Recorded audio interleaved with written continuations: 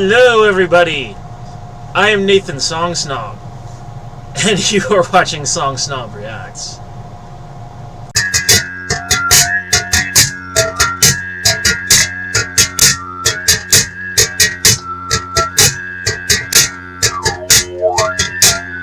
Hello, everybody, how are we doing today? This is Song Snob Reacts, and we are here doing some more Iron Maiden Senjutsu songs. Since there really isn't anything else out right now that I would much rather react to, although I have been disappointed so far by Senjutsu. But this one might be half decent at least. This one may be very okay. Named after a board game, apparently, or maybe it's not supposed to be. Named after a game I've never really played, never really bothered, called Stratego. So it's called Iron Maiden Stratego from the new album Senjutsu. Let's go. Or Senjutsu. Which, fun fact, is Japanese for strategy and tactics. Anyway, let's go. Oh, there we go.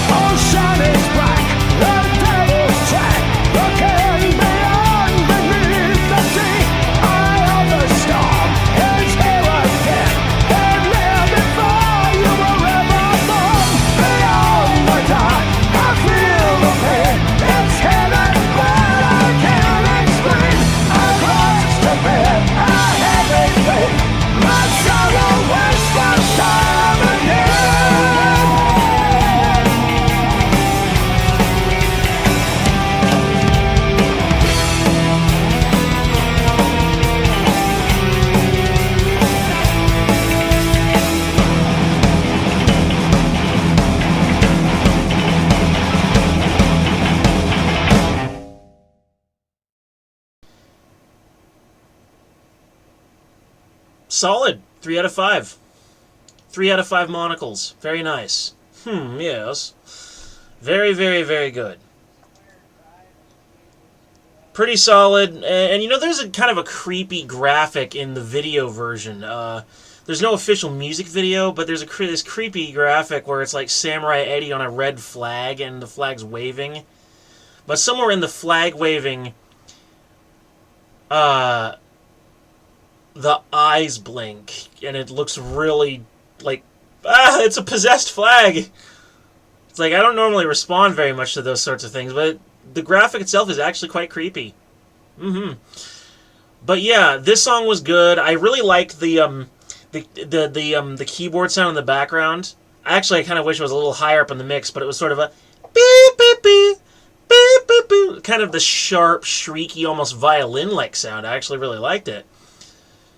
This was a pretty solid Iron Maiden riff, pretty memorable. You recognize it when you hear it. It's not just static, it stands out. It's got a fair amount of punch. It could be punchier, and it could draw the attention more. But all in all, this is pretty solid. It's the best thing I've heard from them from this album so far. So that's a good 3 out of 5. It's average. It's very nice. But maybe one of you guys could ask me something to react to some real Iron Maiden, some really good shit from back in the day. Then you'll know. Then you know what good Iron Maiden is like versus this very average Iron Maiden.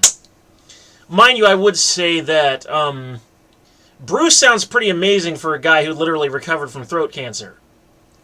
You hear the sound in his voice that a lot of older vocalists have, where they sound very worn and breathy, like they're trying to catch their breath. But otherwise, he sounds pretty amazing for surviving throat cancer. It must not have done too terribly much damage. But yeah, the riff could have been punchier, but it was pretty solid, very good guitar playing. The solo was fantastic. I believe that was Adrian Smith. The solo was like, I loved it. Blah, blah, blah, blah. But anyway, yeah, this is pretty solid. I think if they really wanted it to be punchier, they could have loaded up the riff with a little more personality, add a few more variations on the main theme, maybe have the melody go up, and then have it go down, and then have it go up and then down, and then maybe have a variation in the middle where the riff sort of inverts a little bit, where they maybe go to a different note, throw in some different variants in there where there's some different notes or different scales.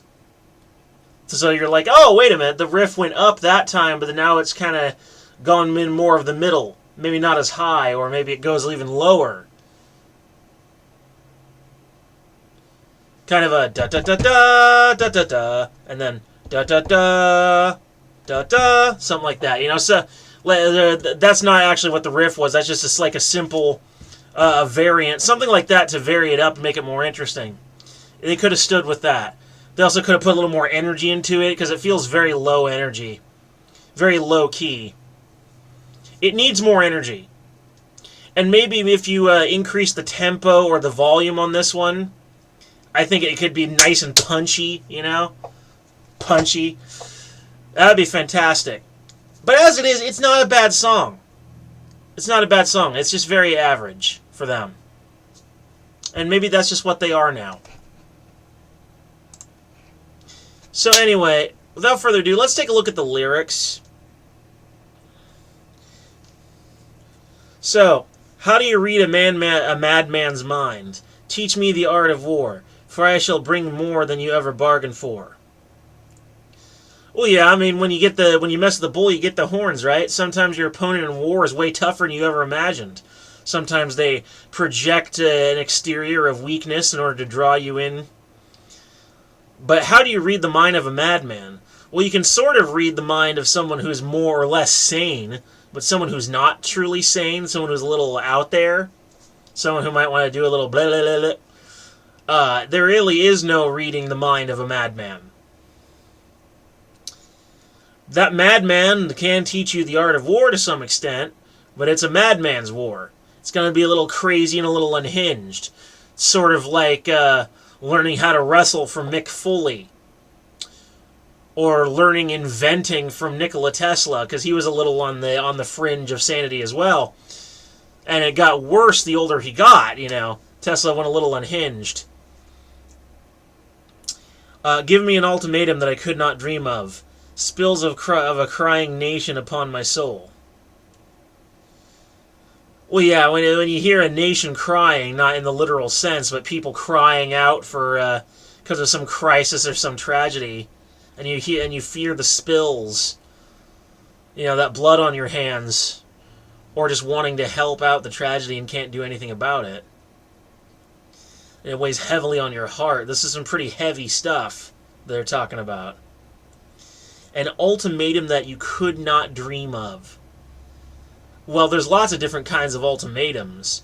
An ultimatum you could not dream of would have to be something pretty extreme or pretty unusual. And since we are apparently talking about someone who's a little, you know, and maybe a crazy person would come up with a pretty extreme ultimatum. What was that movie where Brendan Fraser was that rock star that took over the radio station and started making crazy demands with him and his buddies? Oh God, I don't remember the title of that. I only saw that one time, but oh, dude, that shit got so crazy and so weird. It's gonna be very hard to forget any of that. That's a strange movie. Someone send me that movie. My description's probably a bit bad, but someone send me a link to that movie.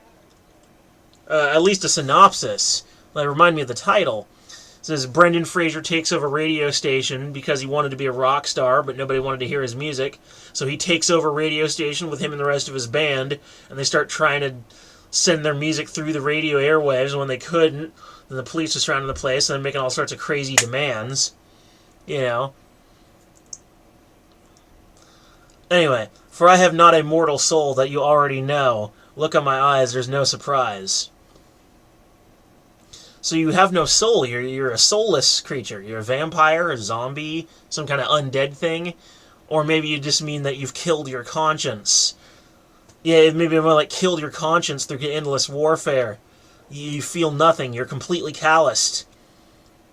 And we already know that because we see your actions. There's no surprise in your gaze. We already know what you're thinking. You don't feel anymore. Now you just want to win. Ocean is black, the devil's track looking beyond beneath the sea. Eye of the storm is here again. Been there before you were ever born. So a veteran of combat has been there before any of us. And the ocean is black. Black with what? Oil? Well, obviously not. Looking beyond beneath the sea. I'm not even sure what that line means, so I think I'll just go ahead and skip that one. Beyond the dark I feel the pain. It's hidden but I can't explain.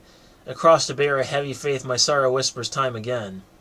Well, yes, you have to bear your burden and go into battle feeling stressed and exhausted.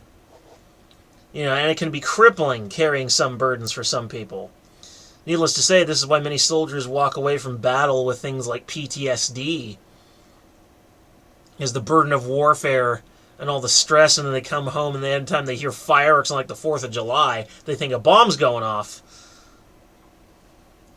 Beyond the dark. Well, the dark has often been used as a metaphor for things you don't understand. The unilluminated realm of ignorance. So you feel the pain from something you can't understand yet because you can't see it, can't see the forest for the trees. It's enshrouded in ignorance. And you need the light of truth and the light of investigation. But by the time you find out where the pain's really coming from, right, you can finally explain it because you've experienced it for yourself. The horrors of war. And I hear you calling my name. Come to claim my life again. I'm here to kill you, Bruce Dickinson. Pray for me, I'm almost there. The pain almost too much to bear. Yeah, pray for the dying and wounded soldiers fighting for your freedom, in case you're an American, or fighting for supremacy, I guess. But either way, pray for the soldiers. They suffer more than you'll ever know. And try to take care of them when they come home and they wind up homeless, eh? I'm a Canadian today, I just said, eh. I try to find my way back home to feel the same again. Well, you can't come back home certainly not in the metaphorical sense.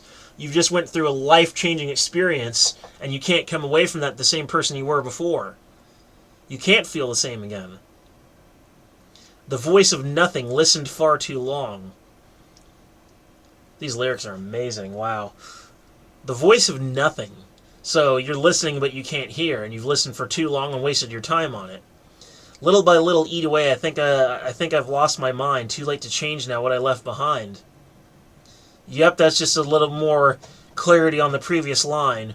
Hear me listen, my call. I am ready to fall. Lord, hear me now. Let me go. Yeah, this guy's ready to die. He's experienced the horrors of war. The veil of ignorance is lifted. He finally got to see what it's like, and now he wants to go back, and he can't. So now he just wants it all to end. He wants to die. He's asking, like, oh God, let me go. Let me go. Hey, this is mature storytelling from Iron Maiden. This is some heavy stuff. They repeat some lines from before. Beyond the dark, I feel the pain. It's hidden, but yeah. So yeah, that's just what it's all about, man. These lyrics are an easy 5 out of 5. The song itself is very average, but these lyrics are amazing.